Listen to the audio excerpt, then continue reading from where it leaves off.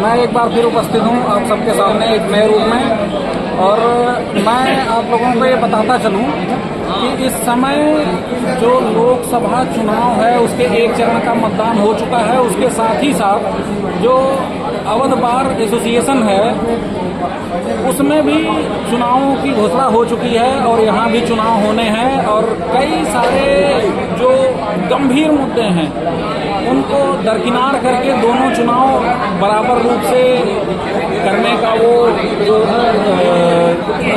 दोनों एक तरीके से चालू हो गए हैं। और मैं आपको बताता चलूं कि आजकल जो समाचार हैं उन समाचारों में सिर्फ एक बात हो रही है कि इस पार्टी के नेता ने कौन सी पार्टी छोड़ के कौन सी पार्टी ज्वाइन कर लिया। जो गंभीर मुद्दे थे जैसे कि एमएसपी न्यूनतम समर्थन मूल्य का गारंटी कानून, महंगाई, शिक्षा, सुरक्षा और इन तमाम सारी चीजों को छोड़ के जो सबसे गंभीर मुद्दा था कि चीन ने देश के 58 जगहों पर कब्जा कर लिया है, उसके 58 जगहों का नाम उसने बदल दिया है, उस पे चर्चा नहीं हो रही है। कमोबेश चर्चा इस पे हो रही है कि हम पाकिस्तान से कितने आगे हैं। कल मैंने प्रचार सुना, एक मजेदार प्रचार चल रहा था, मुझे हंसी भी थोड़ी आ गई। उसमें यह कहा जा रहा था कि जो देश के प्रधानमंत्री महोदय हैं वो बात कर रहे हैं कि भारत को विकसित कैसे बनाया जाए, जबकि आपको पता है कि कुछ समय पहले विश्व बैंक ने भारत को विकासशील देशों की सूची से निकालकर अल्प विकसित देशों की सूची में डाल दिया है। तो सबसे पहले तो मोदी जी को इस चीज का गारंटी देना चाहिए। उन्होंने कहा, इस बात को कहा है कि ये मोदी की गारंटी है कि मैं 24-24 घंटे काम करूंगा और देश को विकसित राष्ट्र बनाऊंगा। तो पहले उनको इसके बारे में विचार करना चाहिए कि जो देश है वो अल्प विकसित देशों की सूची से फिर से वापस विकासशील देशों की सूची में कैसे जाएगा, ना कि ये लोगों को बेवकूफ बनाने का जो तरीका है उन्होंने खोज निकाला है कि कैसे भारत को विकसित बनाया जा सकता है। सबसे बड़ा झूठ है ये, इसमें कोई सच्चाई नहीं है, ये कभी संभव भी नहीं है। जो आपको वाकई असली मीडिया है, जो दुनिया की मीडिया, जो बीबीसी और वाशिंगटन टाइम्स जैसे वाशिंगटन टाइम पोस्ट जैसे मीडिया है, उन लोगों का ये रिकॉर्ड है, उन लोगों का ये आंकड़ा है कि जो देश जो है वो विकासशील देशों की सूची से बाहर निकल के अल्पविकसित देशों की सूची में चला गया है। और आप लोगों को सिर्फ बताया ये जा रहा है कि भारत विकसित देश बनने जा रहा है, वो हमारे मीडिया बता रही है। जो तथाकथित रूप से जो रवीश कुमार जी कहते हैं कि ये दलाल मीडिया है, मोदी मीडिया है, वो आप लोगों को चीजें दिखा रही है कि भारत जो है वो विकसित देश बनने जा रहा है। इससे मजाक की बात कुछ हो नहीं सकती है। तो मैं आपको फिर से याद दिलाता चलूं कि समय आ गया है कि आपके हाथ में वो इस समय ताकत है, आपके अंगूठे में वो ताकत है कि आप किसको चुनेंगे जो अपना लोकप्रिय जनप्रतिनिधि है, ना कि जैसा कि रोज टीवी पे दिखाया जा रहा है कि राहुल गांधी को वोट दीजिए, मोदी जी को वोट दीजिए। मोदी जी को आप वोट दे ही नहीं सकते हैं।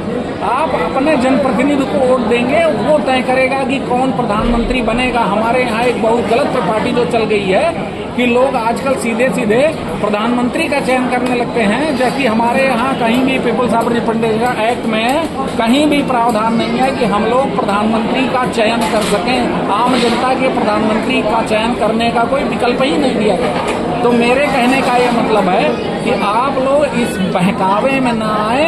और आप ये जानते हैं कि अभी कल का ही समाचार है कि 380 किलो ड्रग्स जो है फिर से पोरबंदर में पकड़ी गई है।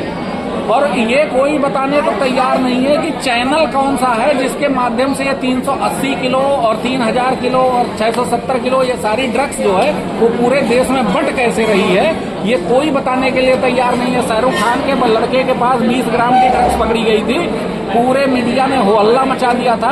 आज 600 किलो ड्रग्स पकड़ी गई है और कोई बोलने के लिए तैयार नहीं है। सबको साफ सूंघ गया है कि पोरबंदर में जो गुजरात का कमोबेश एरिया है, 7500 किलोमीटर का कोस्टल एरिया है, लेकिन सारे जो ड्रग्स के खेपे पकड़ी जा रही हैं वो गुजरात के ही जो गुजरात का कोस्टल एरिया है, जो गुजरात के बंदरगाह हैं, उन्हीं के इर्द गिर्द पकड़ी जा रही हैं। तो इसका मतलब वहां लगा, ये तो सिर्फ पकड़े जा रहे हैं। ये शायद प्रचार करने का तरीका भी हो सकता है कि हमारे यहाँ नशा आ सकता है, हम नशा आसानी से पा सकते हैं, आप नशे का इस्तेमाल कर सकते हैं। जबकि गुजरात जो है वो शराब मुक्त प्रदेश घोषित है। तो इसका मतलब वो शराब मुक्त घोषित होने के साथ साथ ड्रग्स युक्त प्रदेश है, तो पूरा ड्रग्स पूरे देश में बट रहा है। इसलिए सबसे पहले तरीका ये खोजना चाहिए कि इन लोगों नशे का जो लत है उस पर नकेल कैसे लगाई जाए। मैंने जो मुहिम शुरू कर रखी है नशा मुक्त भारत बनाने का, जो कि मैं अपने जो मेरा जिला है उससे मैंने शुरुआत करी है, और कई सारे लोगों को मैंने इसके लिए मोटिवेट किया है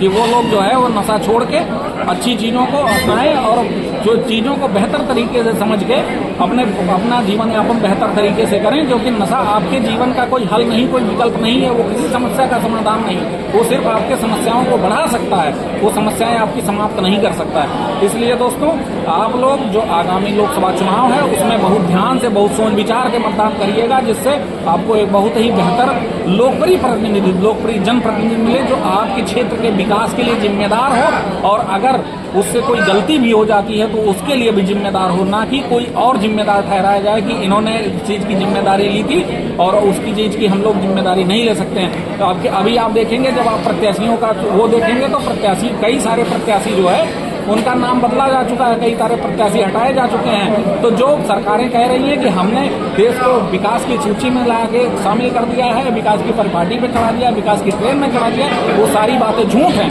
वो संभव ही नहीं है कि एक साथ दो काम कभी संभव नहीं है। या तो उस प्रत्याशी ने अच्छा काम किया होगा तो उसके साथ अन्याय किया गया है, टिकट को बेच दिया गया है कि जो है जिसने ज़्यादा पैसा दिया होगा उसके लिए टिकट को बेच दिया गया, अन्यथा जो है वो झूठ बोला जा रहा है कि देश में विकास हुआ है।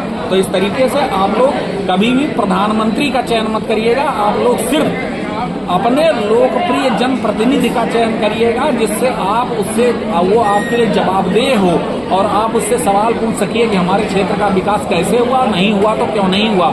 आजकल जो है उस शौचालय को विकास मत मानिएगा कि शौचालय को विकास मान लीजिएगा। रोजगार कैसे, रोजगार परक सरकार होनी चाहिए, सुरक्षा देने में सक्षम सरकार होनी चाहिए, ये सब विकास के मानक होते हैं। कि आपके जीवन स्तर में क्या सुधार हुआ, ये रोजगार का मानक होता है। ये चौड़े हाईवे जो अच्छे बन जा रहे हैं ये विकास नहीं होता है। जब आपके गांव की पगडंडियां अच्छी हो जाएंगी, वो सड़कें अच्छी हो जाएंगी जिससे आप निकलते हैं, तो फिर माना जाएगा विकास हुआ। क्योंकि चौड़ी सड़कें सिर्फ जब इतिहास आप पढ़ेंगे तो इतिहास में इस चीज़ का वर्णन किया गया है कि जो अंग्रेज आए थे उन्होंने ट्रेनों की पटरियां इसलिए बिछाई थी और अच्छे अच्छे मार्ग इसलिए बनाए थे जिससे आपका जो आपके यहाँ अच्छा उत्पादन होता है उसको विदेशों तक कैसे भेजा जा सके।